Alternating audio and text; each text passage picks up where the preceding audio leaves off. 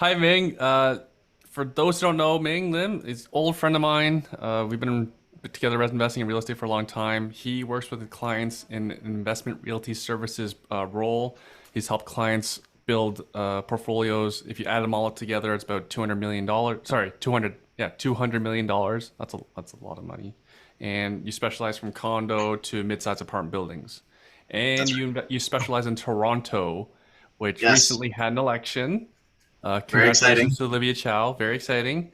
Yeah. Uh, Not exciting for everyone. This is not a political statement.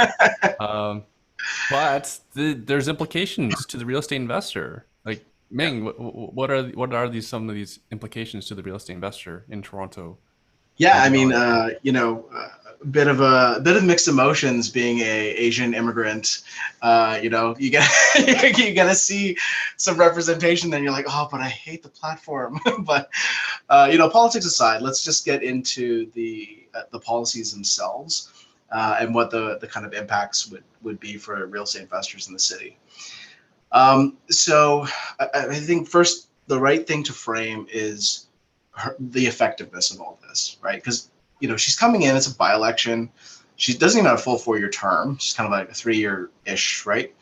Oh, Um, she's going to get less time than your average mayor, and we're talking about like for the most part policy changes that she's hoping for, which will take a long time to actually have an effect. Some of them, at least. So I think in terms of positive or negative impact, we had to temper the reality in that when do we ever work with anything that's governmental that moves quickly, right? yeah, I And heard this is Queen Street's closed for 4 years. right, or what is the Eglinton LRT like? How's that going? So anyway, so kind of at the speed of government. So take everything that I think is promised and said with a bit of a grain of salt. Um, let's get first into kind of her affordable housing platform. So that was really around making sure that there is housing for, low income, marginalized, kind of at risk folks. And I actually think this is great. They're planning to build 25,000 new housing units. It's going to be on city owned land. Um, the impact to us as investors, though, especially if Volition, we kind of take a little more triplexes, fourplexes in higher end neighborhoods in the city. Um, this doesn't really impact us, right? And I think it's a good thing. I'm a kind of a uh, liberal socialist, but fiscally conservative, and this makes that part of me happy. And from the investor side, I think it doesn't have much of an impact to most people. The only caveat I'd say is, as a taxpayer, and if you're investing in Toronto, you're a Toronto taxpayer. How do you feel about the city getting into the development game? We just mentioned the Eglinton Crosstown. How's that gone? Is it to budget? Is it on time? As a taxpayer, I'm a little annoyed. I don't want them to become developers. I'd rather there was some private public partnership, perhaps. There might be better, efficient ways to do this, but it doesn't really impact me as an investor. Yeah, it'd be nice if Um, they just fund a not for profit. That's you know, I developers. feel, yeah, you're coming with a lot of overhead when it's government run, and it's not their expertise. The city's not developers. Anyway, that aside, I think the intention is good there. Mhm. So I'm generally happy about that. The other one was preventing renovictions. I thought this was interesting because, as the election was happening, as reading on the platform, I was like, how do you actually do that? Because generally the jurisdiction for these things is Ontario-wide, right? It's not a Toronto-specific thing. Mhm. So I delved a bit deeper into her platform, and I, quite honestly, still can't figure out how she's planning on effectively doing this. So the Mhm. the ideas behind preventing renovictions are um, purchasing, repairing, and transferring rental properties to the government, basically like a first right of refusal. To me, that reads, if a major landlord that runs apartment buildings, for example, is trying to renovate people, that the government could step in and buy out that apartment building. That's how I'm interpreting her policy right now. That makes a little bit more sense. I know. I see your face, Erwin. I'm not. You know, more community housing, great. Great. Um, Yeah. I don't think that is impactful though to the kind of real estate that we do. Like, you and I were very much about providing quality housing. We don't believe in things like renovictions. So I don't feel it directly applies to us and the kind of real estate that we invest in. And I don't think it's going to apply to your average mom and pop investor either, right? This seems like I don't see the city coming down to like the triplex level, the fourplex level, saying, "Hey, we don't want you to renovate. We want to be able to buy out your triplex from you to provide low-income housing at that level." It doesn't seem very efficient, and I don't believe the city's getting into that low of a level of housing density. Anyway, there's not huge detail around this program, but that's how I interpret it when I read through the platform. And the other stuff is really around increasing social support programs. So this may be as a way of preventing renovictions. So it's like investment in I think it's called EPIC. It's the eviction prevention program. And actually, I didn't know about this until her campaigning and she was talking about it. I was like, how come I never heard about it? Because it's not really the tenants we're targeting. These again are low-income people or people at risk, lost their jobs. And this is a program that helps with substituting somebody's income for a temporary basis. Let's say they've lost their job, they can't pay rent anymore, so kind of being a backfill there, or providing temporary housing for them until they are able to find another place. And we represent hundreds and hundreds of units across the city now. None of our tenants, none of our clients have run into somebody using this because it's a completely different demographic that we're renting to, right?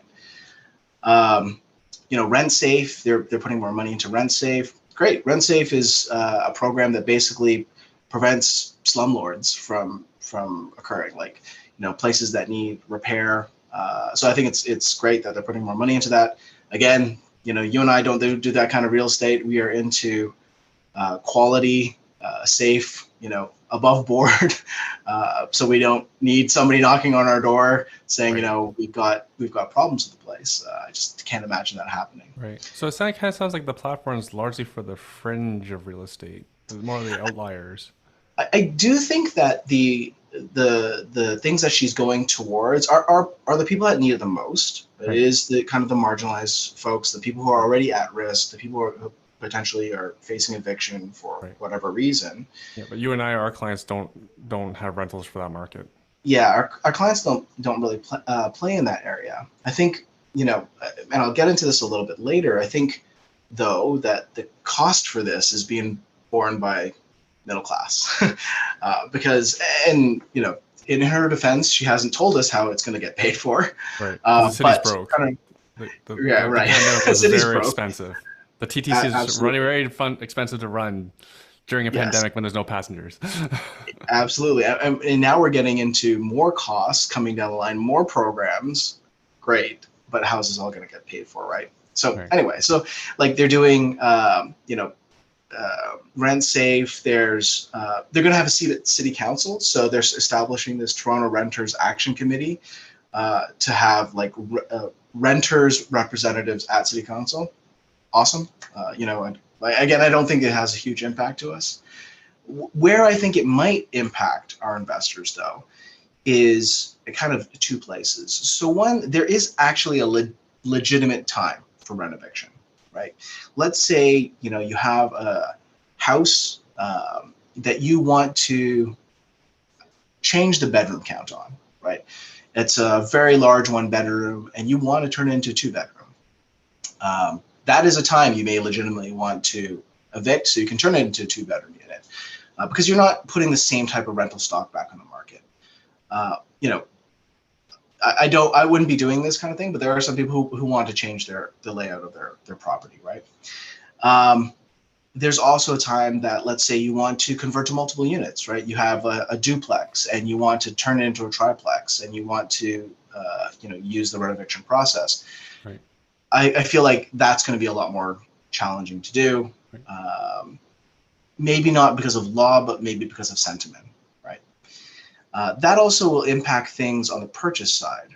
Right now, if you're trying to buy a tenanted property, it's already very challenging, right? Buyers are legitimately worried about inheriting tenants, worried about even their own right to get into a property using something like an N12. So you're going to see a big premium for vacant properties, vacant multifamily properties, just because people are going to get even more frightened of having tenants taking over tenants, right? So I think that is probably where we'll see some impact, not necessarily directly from policy, but because awareness and sentiment, and maybe just, maybe renters feel like it's more worth a fight for them, right? So anyway, I think that's probably where we'll see more impact. There's a bit on the public transit side. Scarborough, who often gets the short end of the stick when it comes to anything public transit, is getting at least dedicated bus lanes. A bit shocked still, they just took away the RT and the solution was buses for 10 years. At least they're getting lanes for those buses now. So I'm happy that's happening. Yeah, and kind of the other stuff that she's doing is, again, more on the supporting the renter side. There's increases to the Toronto Rent Bank. Again, that kind of helps marginalized people. Low income support through EPIC, stuff like that. Those programs are all good for low income folks, not as much for the kind of folks that we're renting to, right? The young professionals and things like that. I think, though, all of this, like I alluded to, gets paid for through middle class taxes, and I'll call it middle and upper class because there's a bit of luxury tax that's coming in. But you have the luxury tax, and that's not well established, but the platform is basically saying a graduated payment, $3 million and up, you're going to get additional tax. What I think is not clear is it just going to be straight cost? Like, if your property is over $3 million, you're going to get hit with tax? Or are they going to take a little bit more sophisticated approach? And I hope this is the case, that if you're providing more housing stock, let's say it's a multifamily property over $3 million, are you still going to get hit with luxury home tax? I would argue it's not a luxury home if you're buying a $5 million multiplex, right? Anyway, and that also can contradict some other programs from CMHC. If you're providing some affordable housing within that, how can you be getting a luxury tax on a property that you're also providing affordable housing for? So I think the devil's in the details for the luxury tax. And that's Toronto tax, the luxury tax? That's a Toronto tax, yeah. Okay. That would be a Toronto tax. And so that's within their jurisdiction to do, right? Right. So this only affects like people like yourself and Matthew. Well, anybody who's out there spending big bucks on a multifamily property, it could potentially impact them. The other one's vacant home tax. So that, she's talking about moving it from 1% to 3%. Our old time buddy Don Campbell would say that makes a great headline, right? But what's behind the curtain? And I think vacant home tax increase, that's something that people can get riled up for. But in terms of actual effectiveness, I think it does have an impact. The challenge is it has declining effectiveness over time. And, in BC, I think is a perfect example. They were the first place to do this. They started with 9,000 homes that were taxed. And then, that dropped by 30% in 2 years. And it's continuing to drop because people are just like, hey, I'm not going to pay my tax. Like, I don't want to pay this huge tax, like 3% of the value of the home. So they're going to either rent it out, which is great, like, adding more rental stock to the city, or they're going to sell their properties. They won't leave them vacant. So I think the tax has its affected purpose in providing rental stock, but I think the tax is a poor place to look for ongoing funds because that number should decrease and decrease and decrease over time if it's doing what it's supposed to do, which is provide rental stock, or housing stock, purchase housing stock to the city. Sorry, you said there was 9,000 vacant homes in Vancouver. There were 9,000 charged, but taxed in BC. I don't know if it's in all just BC. Sorry, yeah, I think it was all BC, right? But the big thing is I think the drop, it's 25 or 30% drop in taxed homes over a 2-year period, right? Because people are going to wake up when they're going to get this huge tax bill to be like, whoa, I'm not going to do that. I'm going to do something with that property, right? So, I wouldn't say the idea is not to get rid of the vacant home tax, but if you're saying that this is how we're going to pay for these additional social services, I don't think that's how you're really doing it, because that tax should be shrinking and shrinking every year, right? Right. And then the last thing was, and I think this is the real asterisk in all this, is the property tax increases. So Olivia Chow has basically said that she is going to have a tax increase, a moderate tax increase, but quote unquote can't give a number at this point. Fair enough. Take that as you may, citizens of the city. We know there's a big budget deficit, and we have all these plans to spend more money. It's going to come from somewhere, and property tax increases. It's generally your middle class that's going to get hit, right? Everybody who's a property owner in the city is going to get hit by this. So, that kind of leaves us where we are. The actual impacts of the programs, I think, sound like they will help the people who need them, more marginalized, lower income folks. I don't think it's going to help your average person, though, who's like paying $3,000 a month for a 1-bedroom condo downtown. Right. Those rent prices are not going down. A better solution, and some of her competitors, we'll call them, were campaigning on this, is to allow for more types of housing and to make it easier for more types of housing. I challenge anybody who's listening to this to try to figure out how to make a legal basement apartment in the city in 5 easy steps. Like, good luck. It's unnecessarily complicated. There's no resources from the city. You make that program easy, you can get thousands and thousands of units online. Like, people want to do it right. People want to do it legally and safe. They don't even know where to start. So my apologies. Like, there's nothing in Olivia Chow's platform to make things easier for the private industry to create more housing? I didn't read anything along those lines. Like, that was very much Anna Bailau and Brad Bradford. So both of those guys sat on the housing committee in city council. So both quite intimately familiar with how things work. And they both talked about, easing of development, more types of properties. And I think that's a big thing. Like, if you want to build micro suites, you should be able to build micro suites, and that should be an easier thing to do. Some people don't need a lot of space, but they would like their own safe, box in the sky or wherever that happens to be. So easier, more types. That would have been a big win. And you and I, when we had our kind of pre-chat about this, I think you're absolutely right when you said maybe it's a swing of the pendulum, right? And Toronto traditionally, last 8 years or so, has been very progressive and forward on development. I mean, allowing fourplexes. I'd say basically they were leading the province. They're leading the province in terms of how progressive they were for development. Absolutely, and I was happy. It took a long time, but I was really happy to see it, and I was actually a bit surprised it passed the way it did, which is, I would say almost blank slate of you can build a fourplex as long as it's to building code. Any residential neighborhood in the city now, like, wow, that's pretty awesome.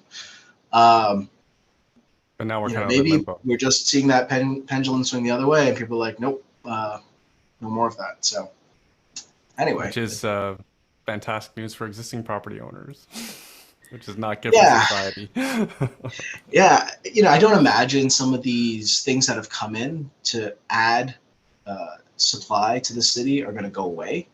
I think that would cause a bit of an uproar. I just don't think that the campaign of providing more better housing is going to be for the middle class, which I think is the one really feeling it right now.